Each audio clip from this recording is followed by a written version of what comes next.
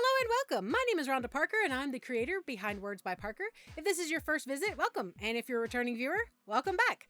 Today on the channel, we are doing a Q&A to celebrate 500 subscribers. And I asked you guys for some questions a few weeks ago, and I've added a few questions of my own, some basic stuff. So let's get started with the Q&A. So we'll start with the basics. My name is Rhonda Parker. That's where the Parker in Words by Parker comes from. And I was born and raised in Southern Appalachia. In case you couldn't tell by my accent. I know it's not always present, but I hear it creep in every now and then. I'm like, oh man. So yeah, I am from the South in the United States. What inspired you to start making videos? When I started looking to get serious about my writing pursuits, I did some research on what social media platforms writers or authors should be on. YouTube wasn't recommended per se, but I saw a comment on an article that made me think about chronicling my writing journey. Like taking something from idea to finished product and then talking about that along the way and how I grow in the craft and what this process is like. And while I'd still like to do that, I don't want to do just that. So I decided to try narrating my stories in classic literature and doing some gaming videos. I have done a few vlogs. And eventually this year I moved into writing and recording audio roleplays. And based on the response to Renegade Shadow, I should have started with the audio roleplays. Do your family and friends support you in making videos? Yes, and they also buy my books. My creative team, which is my editor and my main beta reader, are my two best friends. They are very blunt and have told me before that if I wasn't any good at being a writer, they wouldn't tell me to pursue it. And trust me, they wouldn't. So while yes, they're my two best friends, they are definitely an audience that pushes me and encourages me to grow as a writer and not stay where I am. So that's awesome. I literally couldn't do this without the two of them. Any advice for new YouTubers? 1. Love what you do. Passion should be your main motivation, not fame and fortune. That passion will keep you going when the going gets tough, and it'll also come through very clearly in your work, whether you realize it or not. 2. Do not give up. You will want to. You will wonder why you keep pushing forward, why you keep doing this. Do it anyway. Keep showing up, keep putting in the work, and it will pay off. So that takes care of some of the basics. Now let's get into your questions. Bursterama asks, when did you get into reading, and what was a book or book series that you were really into at the time? I started reading around age 4. Two series that I loved as I got older were the Choose Your Own Adventure books, which were written by various authors, and the Encyclopedia Brown books by Donald J. Sobel.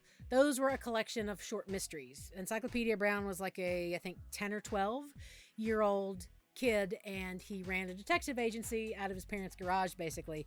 And he was kind of a young American Sherlock Holmes, without the attitude that Sherlock usually has. Butterknife asks, what is your favorite game? This one is hard to answer. I actually have quite a few favorites. My biggest thing is I like a game with a good story. Give me something that's gonna keep me engaged throughout the whole story, and I'm there. So games like Dishonored, Skyrim got me into the Elder Scrolls universe, and that led me to Morrowind and Oblivion. Elder Scrolls Online as well. The original Thief series, which started in 1998, Thief the Dark Project, Thief 2 the Metal Age, and Thief Deadly Shadows. Those are very good, and actually some of the people who worked on Thief worked on Dishonored, and you can tell. It's great. It's fantastic. It's another reason I was so excited that the original voice actor for Garrett in Thief wound up being the voice actor for Corvo Attano in Dishonored 2. I was so excited, because I remember hearing his voice and thinking, I know that actor. Don't I know that voice? And I found out, yes, I did, because it was Stephen Russell. And then the training mission for Emily was very reminiscent of Thief 1. All I could think of was the keepers going, welcome, young Garrett. When I was doing the training mission with Emily, it was great. I've also played some of the Fallout series, mostly Fallout 4, but I have played part of New Vegas and I think part of 3. And I'm currently playing through Vampire. I'm on the last boss, but I want to try to get my levels up before I face that boss. So, but yeah, if a game has a good story, more than likely I'm going to play it. Carrie Banks asks, what has been your favorite content to create and why? Oddly enough, and I say this because I really didn't think it would be this, it's the audio role plays. To me, it's immersive storytelling. You're taking the listener, you're giving them a place in the story. A lot of times you're giving them a name and a backstory, and you're bringing them along on an adventure. The theater of the mind is a very powerful, amazing place, and that's something that I think more people are realizing as more people get into audio drama and audio role play and things like that. It's also more challenging to write because you have to think visually.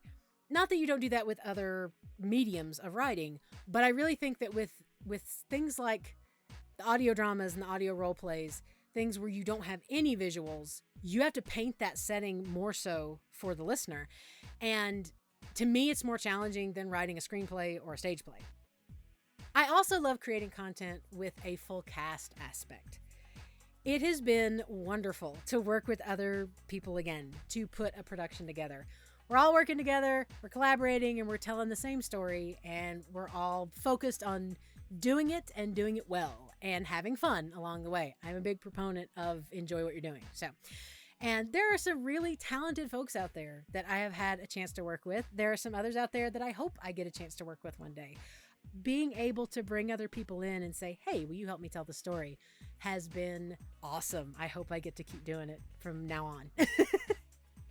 Harry Bailey asks, how much wood could a woodchuck chuck if a woodchuck could chuck wood? Yes, I looked this up. I had to know too, because I'm like, somebody's done it. Somebody has done the research. And that research was done by Cornell University. Researchers at Cornell determined that a woodchuck could chuck about 700 pounds. Compared to beavers, groundhogs/woodchucks are not adept at moving timber, although some will chew wood. A wildlife biologist once measured the inside volume of a typical woodchuck burrow and estimated that, if wood filled the hole instead of dirt, the industrious animal would have chucked about 700 pounds worth. And that information was discovered by the folks at the Boston College O'Neill Library, and it was placed on their answer wall on their website. I will put the link in the description below. Kathleen Schell asks, where is your favorite place to write? Wherever I can. Okay, I don't know that I have a favorite place per se. I've written while I'm having dinner, at coffee shops, on breaks at my day job, waiting in line at the grocery store, wherever I can pull up my phone and either make some notes or try to type out some text. I guess my favorite place would be at my desk or propped up in bed using my tablet and keyboard. That way I can get comfy and make a cup of tea and just kind of chill while I'm trying desperately to finish a draft. Cool Click asks, when did you start your channel?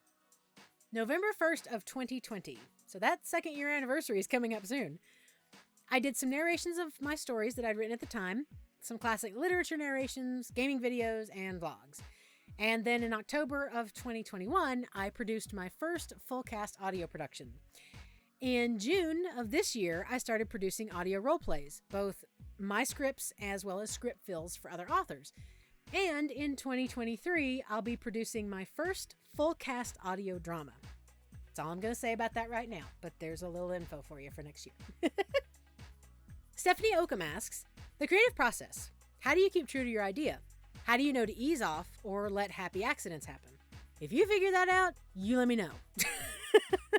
This can be a difficult concept for me. I'm used to things being on like an outline and a schedule, and this is how we're getting from point A to point B. I think you have to look at the overall project. You have to look at what you're doing overall, what that core idea is, and decide if that happy accident made it better or improved it in some way, or if it works at all.